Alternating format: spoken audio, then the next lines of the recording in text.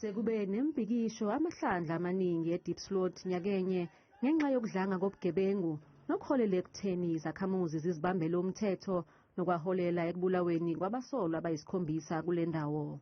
Abaholi bomphakathi nyakenye bahambisa izikhalo zabo ngobugebengu ezindlini zombuso. Amaphoyisa athembisa ukwandisa ukubonakala kwawo endaweni nokwenzeka ngesikhathi samaholidi kaKhisimuzi.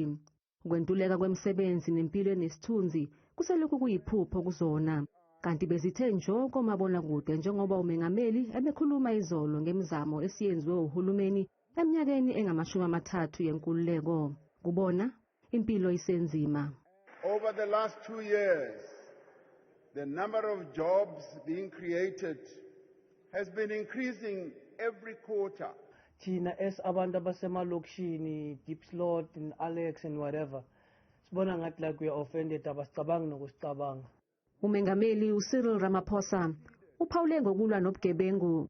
South Africans deserve to live in a safe environment, to walk freely without fear in their neighborhoods and public spaces.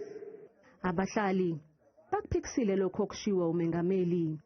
When they said they've recruited over 20,000 police over the past 2 years, and the question is, where are they here? Yeah, the unemployment crisis, he did address it. I feel like the president is currently living in his own reality.